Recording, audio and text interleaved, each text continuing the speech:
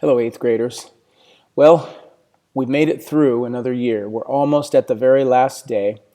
And as your teacher, I have some things that I'd like to say to you. These things are mostly about life, not so much about science. And so here we go. I've got a whole list of important and essential things that I feel like I need to share with you before this year is over. I made this video just for you. So here we go.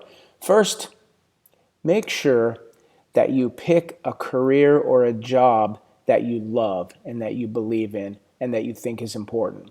This will make getting out of bed every day for 30 or 40 years when you're doing that job much, much easier. Second, treat others with respect. You've probably all heard the golden rule, do unto others as you would have them do unto you. Or sometimes you'll hear it say, treat others like you want to be treated. That is a great rule to live by in and out of the classroom.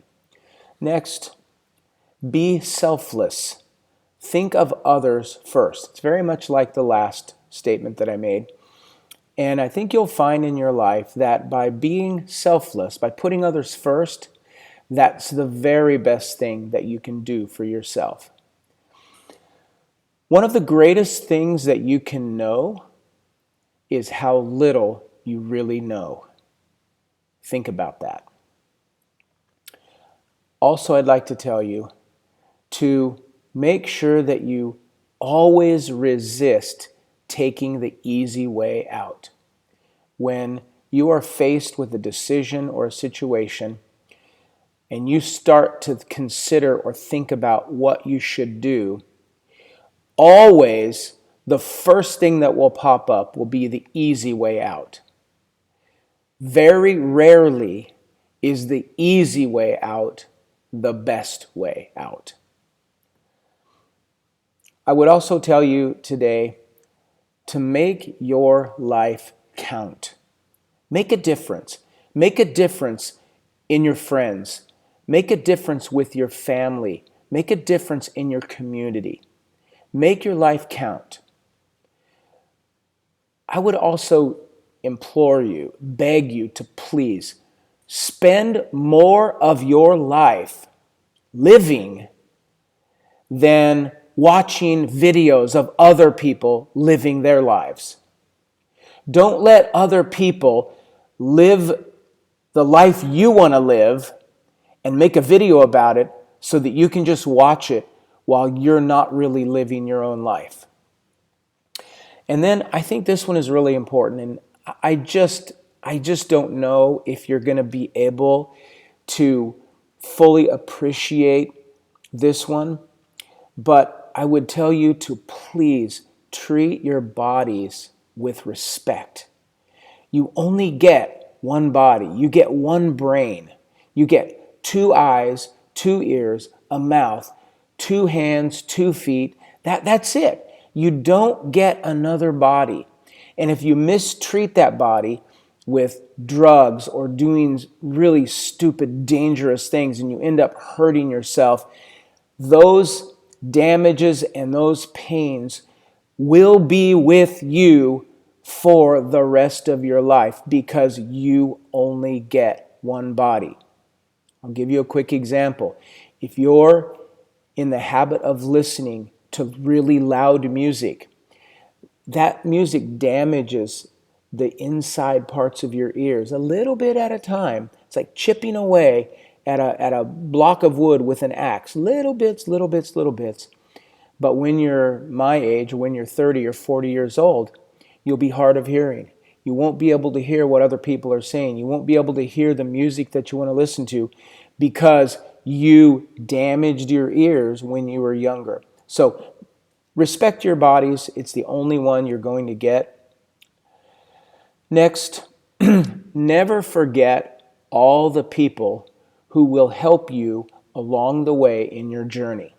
I mean, those will probably be friends, family, definitely your parents, teachers, community members, clergy people, your pastors or rabbis or priests.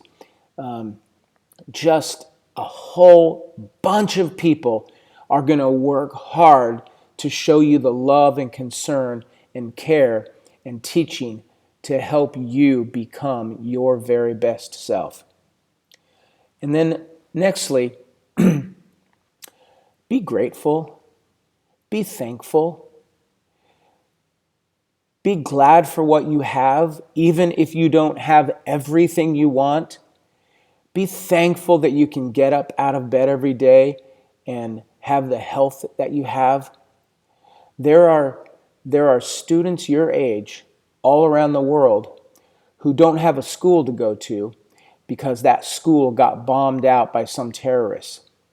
There are young ladies around the world who are your age who can't even go to school because they live in a country where the men there believe that girls should just cook and clean and have babies and that they shouldn't learn anything. They should just be, homemakers, right? So they don't let the girls go to school.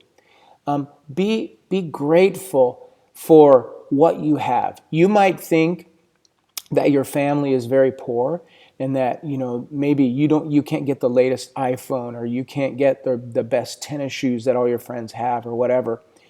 But there are kids in the world who have one ragged, torn, dirty pair of clothes. They don't even have shoes, and that is literally all they own. They don't own anything else. So be grateful for what you have. Even if it's a little, it's probably a lot more than millions of other people have. And then I would implore you to be who you are.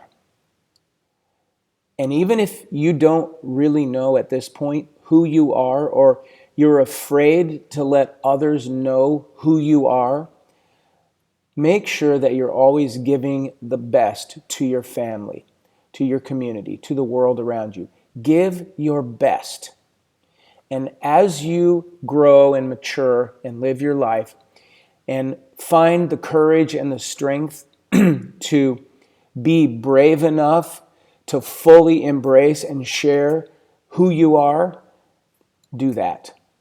Because if you don't give your best, the best of who you really are deep inside, then other people will lose out.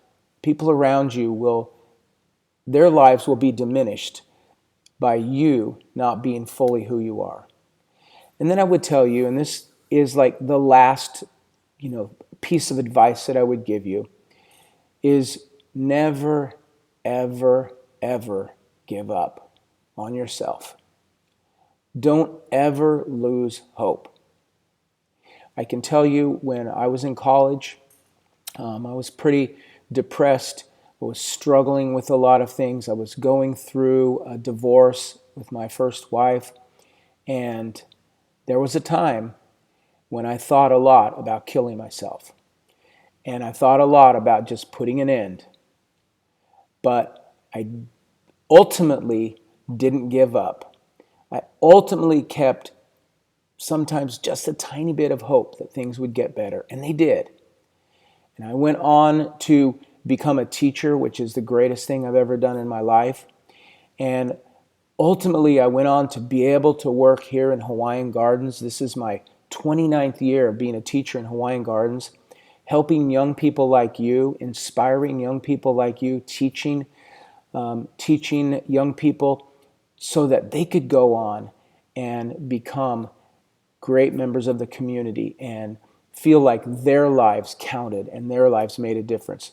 So the fact that I was able, through the help of my family and my friends and God and lots of others, I was able to keep my hope up and never give up on myself. Things got better, and then I was able to give back and make a difference in other people's lives, which I hope I've done in yours. So this last year and a half of COVID has been the craziest year and a half of my life. Now, I'm 60 years old, so I'm sure for you, this last year and a half has just been insane, right? I want to thank you for hanging in there. I want to thank you for being strong, and thank you for doing your best, even though it didn't seem like this thing would ever end. And I want to tell you that you're going to look back on this time of your life, and you're going to realize that if you could survive this time, if you could do well during this time, then you can do anything. You can accomplish anything if you can survive COVID. Now, I want to also tell you, if you struggled during COVID, and we all did in certain ways, I'm going to tell you, I struggled in the beginning of COVID. I was just sitting at home, kind of feeling depressed and lonely, and I was eating a lot, and I put on a lot of weight. I got up to 271 pounds.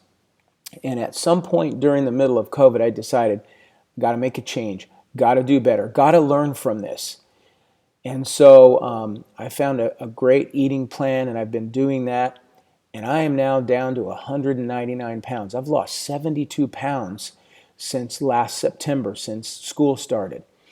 But if you struggled during COVID, or you're just in general struggling with life, it's okay. Be patient, learn. Learn from it, learn from your mistakes, and do better. Just keep pushing on. Don't give up and don't lose hope.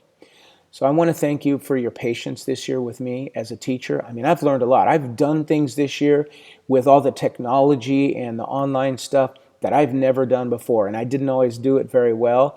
I made a lot of mistakes, and you guys were super patient with me, and I appreciate that.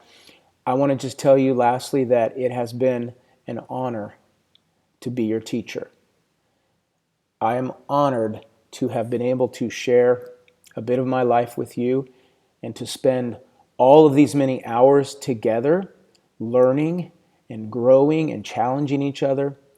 And I hope you have just a magnificent, wonderful life. And I hope that you'll send me an email or stop by Fetty. I'll be here for probably another 3 years before I retire. But I'll let Fetty know where I'm at. And if you ever want to contact me, Fetty will always have my number and address. I hope you have a great life. And I'm so proud of you. Congratulations on promoting from the 8th grade into high school. You have an amazing life ahead of you. Good luck.